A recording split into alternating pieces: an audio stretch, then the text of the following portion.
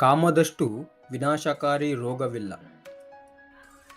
ಕಾಮವೆಂದರೆ ಬಾಯಾರಿಕೆಯಿಂದ ಸಾಯುತ್ತಿರುವ ಮನುಷ್ಯನ ಉಪ್ಪಿನ ಹಂಬಲ.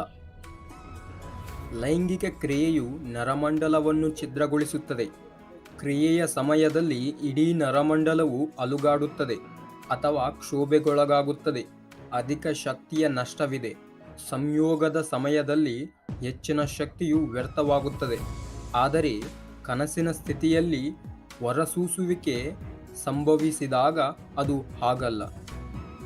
ಕಾಮವು ಮನುಷ್ಯನ ದೊಡ್ಡ ಶತ್ರು. ಅದು ಅವನ ಜ್ಞಾನೋದಯದ ಹಾದಿಯಲ್ಲಿ ದೊಡ್ಡ ಕಲ್ಲು.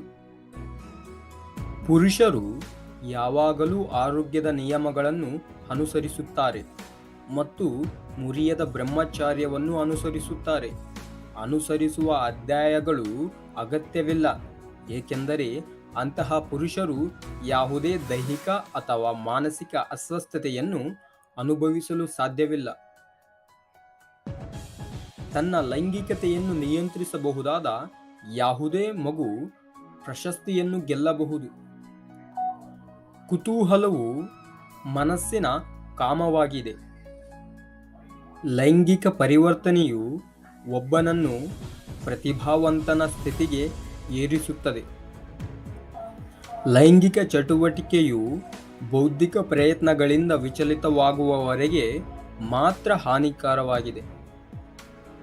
ಒಬ್ಬ ಮಹಿಳೆಯೊಂದಿಗೆ ಯಾವಾಗ ಲೈಂಗಿಕ ಕ್ರಿಯೆ ನಡೆಸಬೇಕು ಎಂದು ತಿಳಿಯಲು ಉತ್ಸುಕನಾಗಿರುವ ಪುರುಷನಿಗೆ ಪೈಥಾಗರಸ್ ಉತ್ತರಿಸಿದನು, ನಿಮ್ಮ ಸಾಮರ್ಥ್ಯಗಳನ್ನು ಶಕ್ತಿಗಳನ್ನು ಕಳೆದುಕೊಳ್ಳಲು ನೀವು ಬಯಸಿದಾಗ